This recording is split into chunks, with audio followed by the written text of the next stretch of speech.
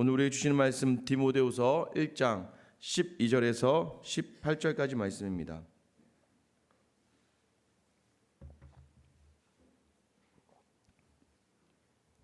디모데후서 1장 12절로 18절까지 말씀, 저와 여러분 한 절씩 교독하도록 하겠습니다.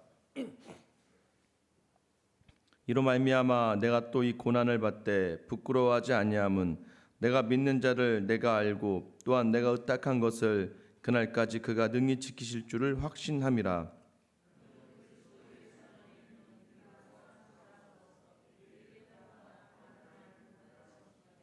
우리 안에 거하시는 성령으로 말미암아 내게 부탁한 아름다운 것을 지키라.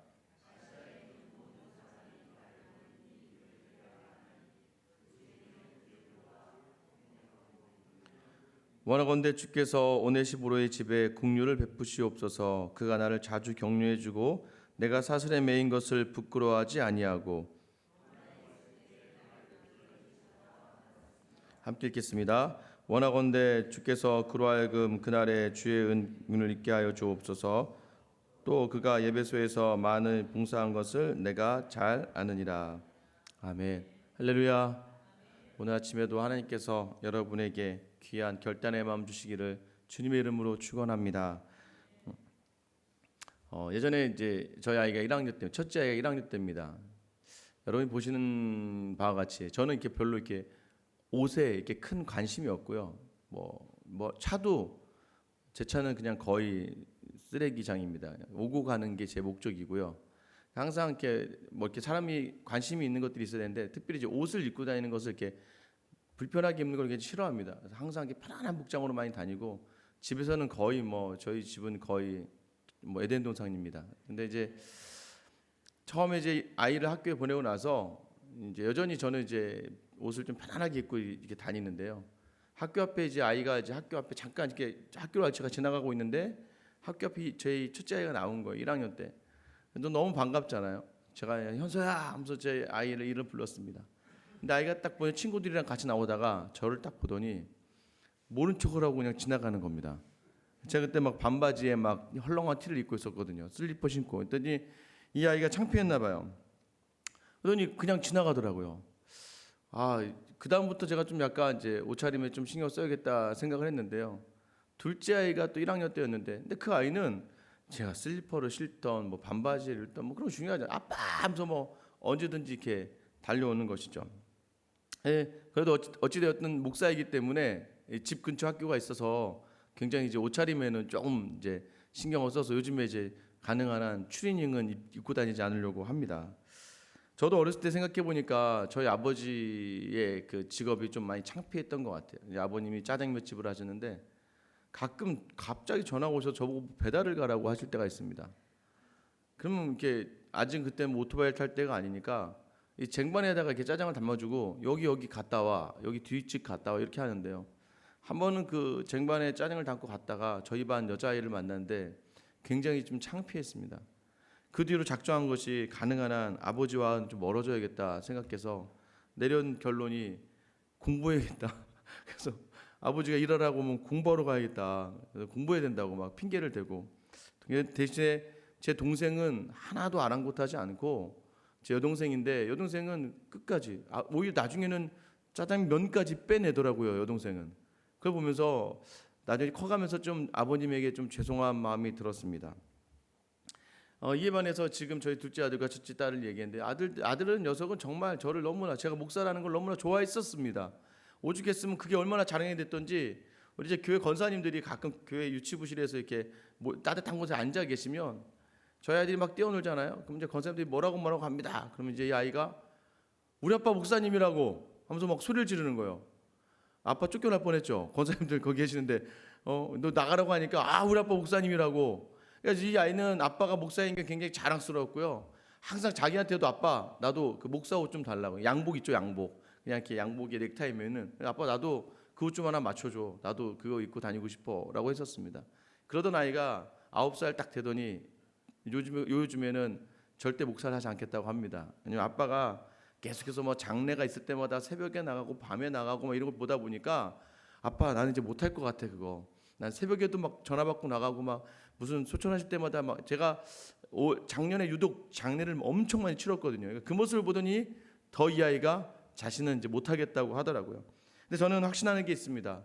또 시간이 지나면서 아빠인 목사와 함께하면서 제가 더욱더 목사로서 또 성도로서 역할 감당이 된다면 또 이 아이가, 저는 저 아이가 목사가 되는 거 원치 않고 지가 하고 싶은 거 하는 거죠. 그러나 이 아이가 나중에 목사가 된다 하더라도 이 직분 또한 하나님이 주신 귀한 복, 저는 아마 다시 태어나도 뭐 할래? 라고 한다면 이 목사의 직분을 감당하는 것이 큰 복이라 생각할 정도로 저는 이 자리가 참 귀한 자리다라고 생각합니다.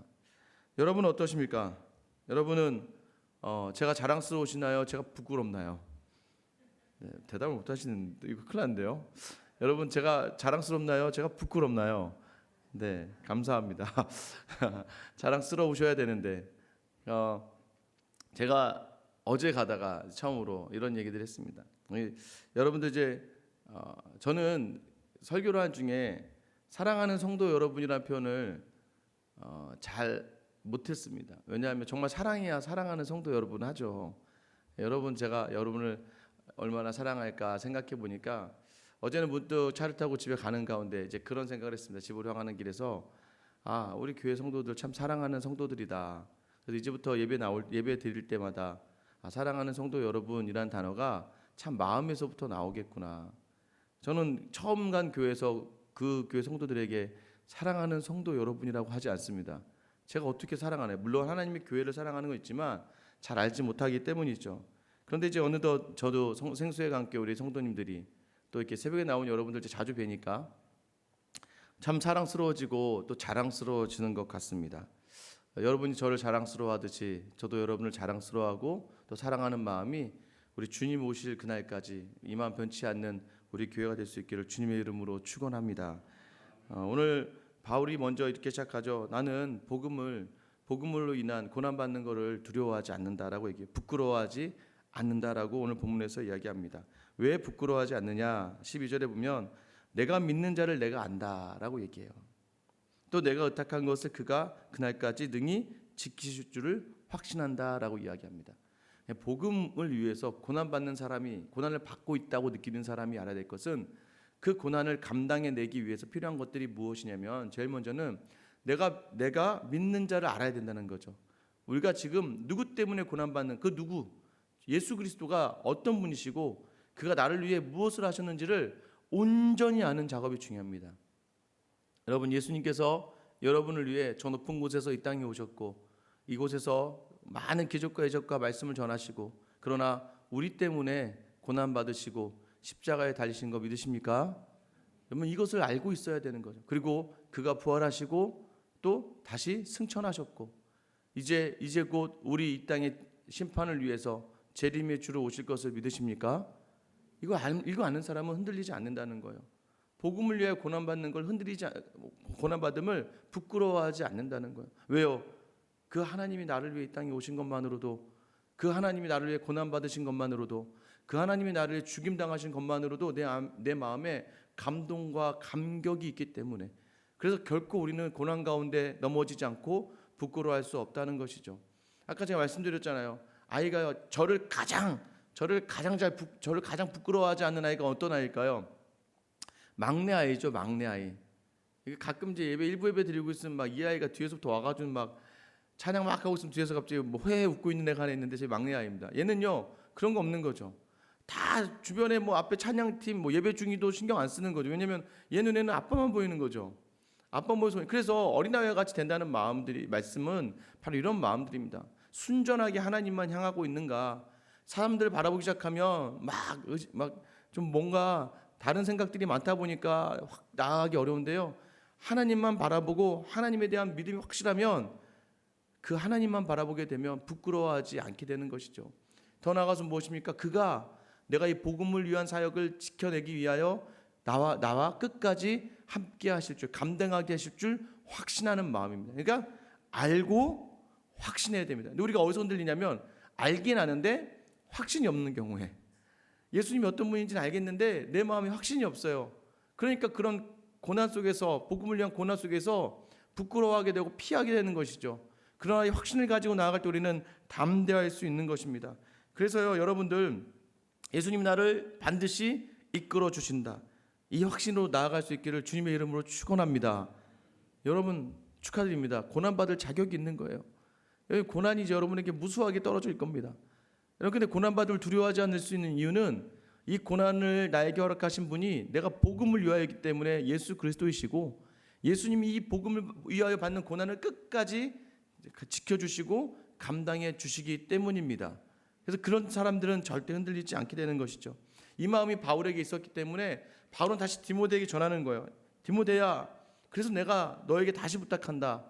바른 말을 지켜라, 아름다운 것을 지켜라 라고 얘기하고 있지 않습니까? 13절에 보면 예수 안에 있는 믿음과 사랑으로서 바른 말을 본받아 지키고, 14절에 보면 성령으로 말미암아 내가 내게 부탁한 아름다운 것들을 지키라. 그러니까 지키라 무엇을요? 바른 말이 무엇입니까? 디모데전서 6장에 보면 나와 있었잖아요. 그리스도의 말씀과 그가 가르친 경건의 교훈들이에요. 한마디로 얘기하면 말씀을 본받아라, 말씀을 묵상하고 말씀대로 살려고 노력하는 삶을 살아야 된다라고 이야기하고 있고요. 또 14절에 뭐라고 이야기합니까? 성령으로 말미암아 내게 부탁한 아름다운 것들을 지켜라. 이것은 무엇입니까? 성령의 역사 속에서 주어진 것들, 성령이 원하시는 것들을 지켜내라. 이 두 가지를 조합하면요, 복음을 위하여 고난받는 것을 부끄러워하지 않기 위하여 예수님에 대한 믿음, 그가 나를 어떤 분인지 정확하게 알고 그분에 대한 확신, 그가 나를 지키실 것을 확신하기 위해서 필요한 작업이 무엇이냐? 말씀과 성령의 역사를 위한 기도라는 거예요. 말씀을 읽고 말씀을 묵상하는 일에 소홀하지 말고 계속해서 하나님을 알아가기 위해 노력해야 되고, 그러나 그것에 대해서 기도함으로 나아가야 된다는 것을 이야기하는 것이죠. 말씀을 왜 공부해야 됩니까? 제대로 알고 있는가? 알기 위해 노력하고 있는가? 이 잘못 알고 있으면 큰일 납니다. 왜냐하면요, 제대로 물어보고 같이 있어봐야 되는 거죠.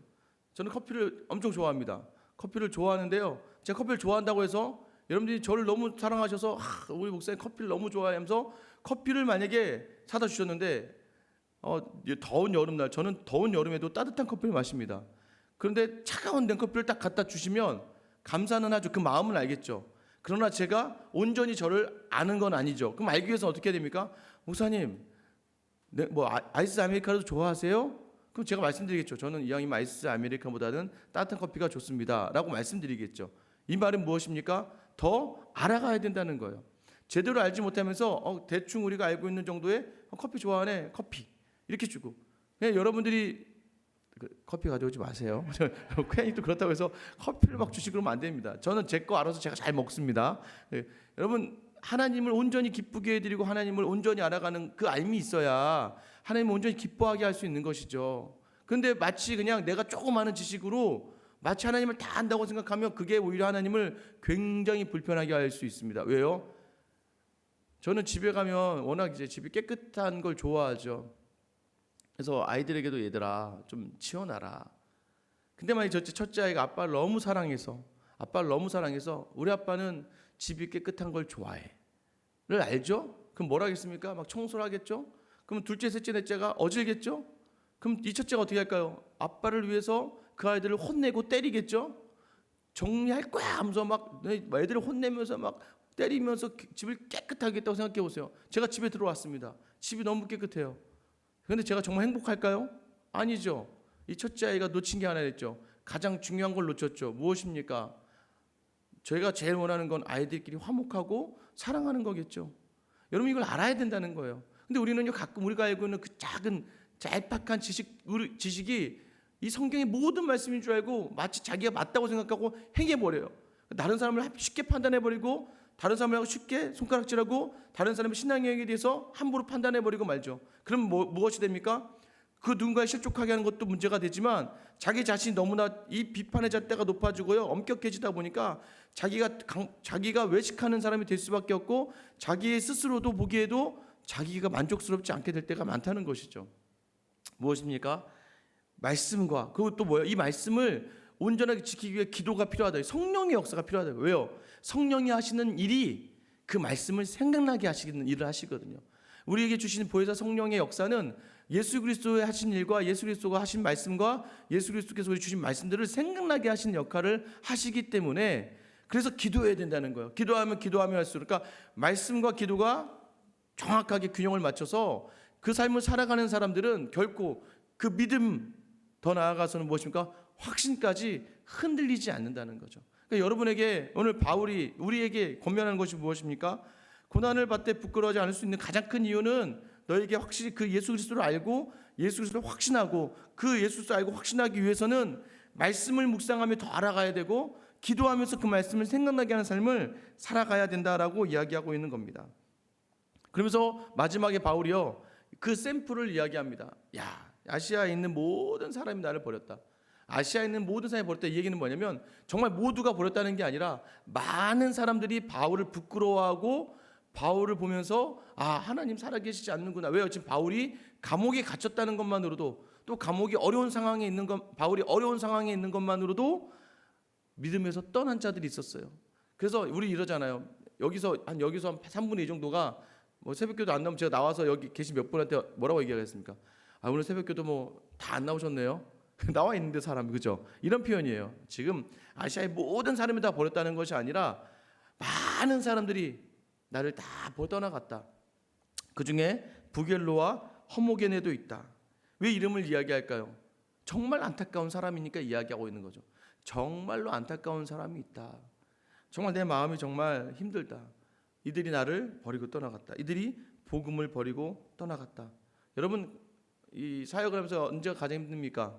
이 같이 함께하던 사람이 떠나갈 때, 또는 함께하던 사람이 나를 배신한다고 느꼈을 때, 내가 정말 마음을 주고 정을 주고 또 여러 가지 이야기들을 나눴던 사람이 나에 대해서 다른 말을 하거나 또 나를 모른 척하거나 나를 떠나갔을 때, 그때 우리 마음 가운데 굉장히 어려움이 있지 않습니까? 가장 낙심하기 좋을 때가 바로 그때입니다. 내가 믿었건만. 그래서 여러분, 다시 한번 말씀드리지만 사람은 의지하고 기대는 존재가 아니라는 거예요.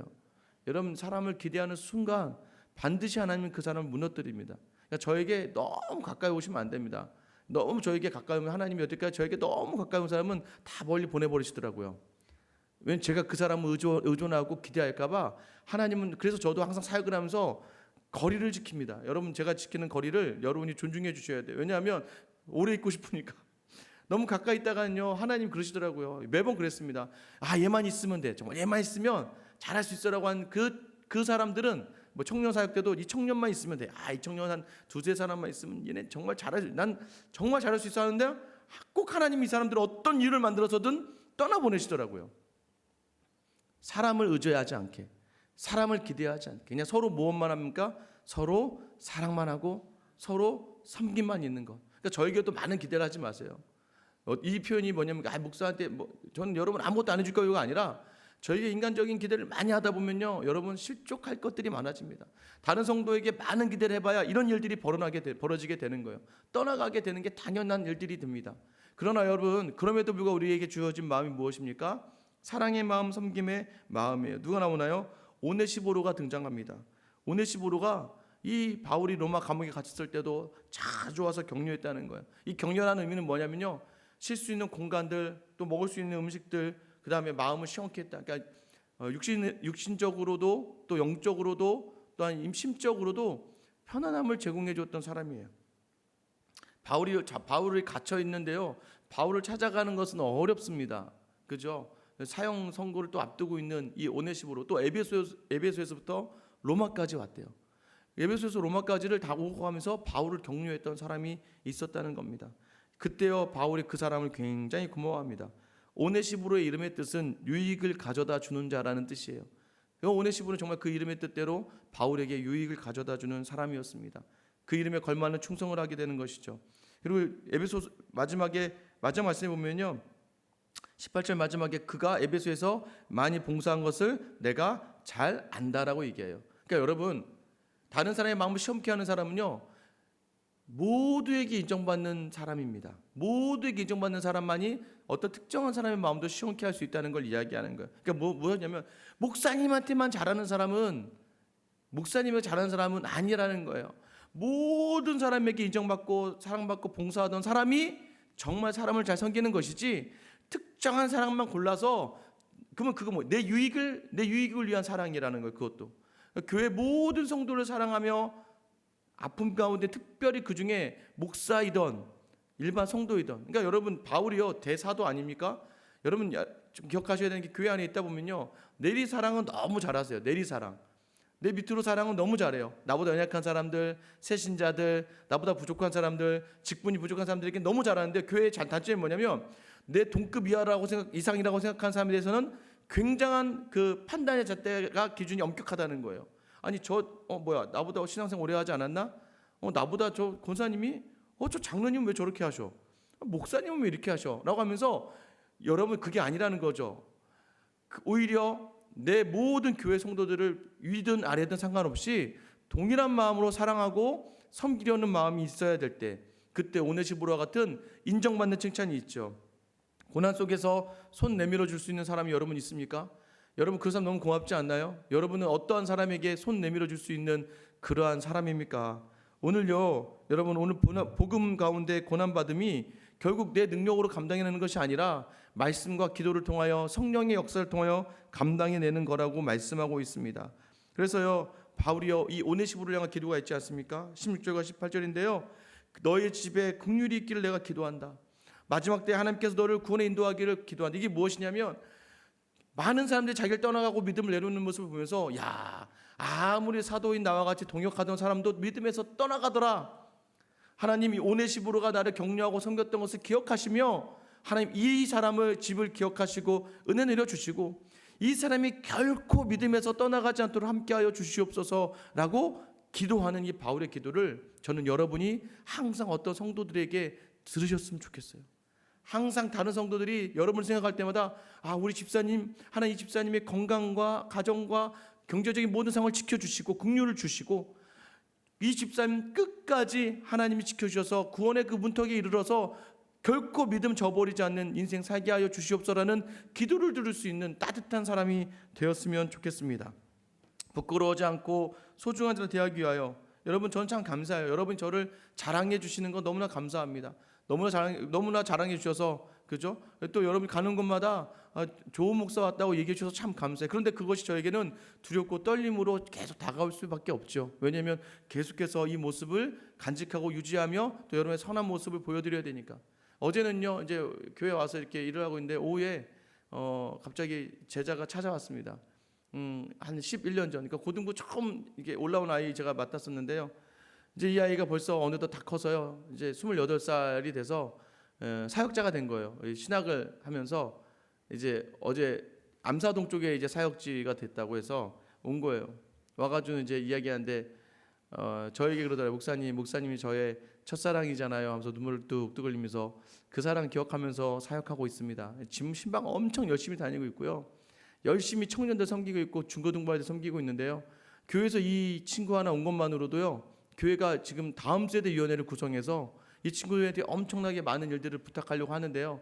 제가 좀 웃기긴 했지만 네가 뭘 한다고 지금 그걸 다 아니? 라고 했지만 그래도 참 감사했습니다. 그러면서 저희가 마지막에 이렇게 헤어질 때 뭐냐면 그래 나도 네가 가진 그 마음 그대로 끝까지 너에게 존경받는 그런 목사가 되기 위해서 수고할 거니까 너도 다음에 또 볼 때도 우리가 서로에게 좋은 소식 전할 수 있는 그러한 관계 가지고 있자. 여러분 이게 바로 서로에게 부끄러워하지 않고 자랑할 수 있는 있을 수 있는 그 이유가 무엇입니까? 복음을 위한 고난을 부끄러워하지 않는 그런 믿음의 삶을 살라는 것입니다.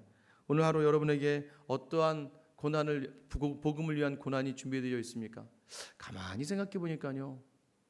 아픈 것도 은사더라고요. 성도에게는. 경제적으로 어려운 것도 은사더라고요. 성도에게는. 가정적인 관계가 어려운 것도 은사더라고요. 왜 은사입니까? 하나님이 주신 거니까. 하나님 주신 거라서요. 거기엔 뜻이 있고 하나님의 계획이 있더라고요. 여러분 혹시 오늘 그 하나님 주신 은사, 그 은사로 말미암아 복음 때문에 고난 받아야 될 상황에 계십니까? 여러분 두려워하지 마시기 바라고 부끄러워하지 마시기 바랍니다. 하나님 반드시 여러분의 그 부끄러움을 통하여서 반드시 여러분을 회복시키실 것이고 다른 모든 사람들에게 그 부끄러움이 영광된 그런 귀한 복음이 되게 하실 줄 믿습니다. 오늘 하루 여러분이 그렇게 살아내시며 복음을 드러내는 귀한 하루가 될 수 있기를 주님의 이름으로 축원합니다. 이제 같이 한번 기도하실게요. 여러분 기도하실 때요. 복음을 위하여 고난을 감당하고 이겨내고 승리하고 오히려 따뜻한 사랑으로 나아갈 수 있는 사람이 되기를 하나님이 원하십니다. 여러분 가장 힘들었을 때 손 내밀어 준 사람 기억나십니까? 고맙죠. 그 사람을 위해서 기도하십시오. 하나님, 그분의 모든 가정에 주님이 긍휼을 내려주시고, 하나님 그분이 하나님 만나러 가는 그 끝까지 구원의 감격 속에 있게 하여 주시옵소라고 여러분 감사의 기도를 담으시고요. 또 하나, 내게 주어진 고난의 자리가 있습니까?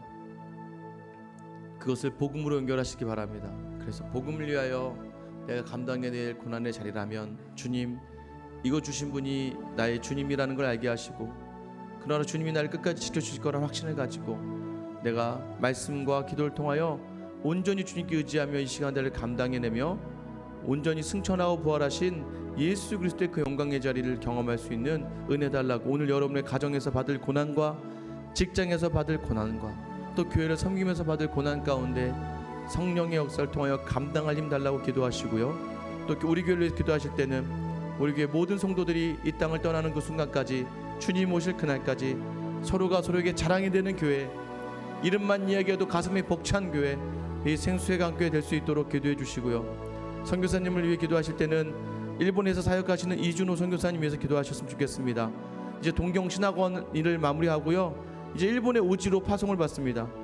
교육자가 없는 곳에 3명, 4명, 5명 성도가 있는 곳에 가서 말씀을 전하는데요, 그곳 온전한 곳으로, 하나님 필요한 곳으로 이끌어 주시고, 특별히 둘째를 가지려고 노력했다가 결국에는 실패하고 여러 가지 마음의 어려움이 있습니다. 그런데 어제 연락이 와서는요, 그래도 하나님의 뜻인 줄 믿고 순종하며 일본으로 가서 섬기기로 작정하는데 그 마음 위로하시고 그 마음 붙들어 주셔서 사역의 자리로 하나님 인도해 달라고, 오늘 시간 나와 교회와 우리 이준호 선교사님 놓고 같이 한번 기도하시겠습니다. 주님을 한번 부르며 기도하겠습니다.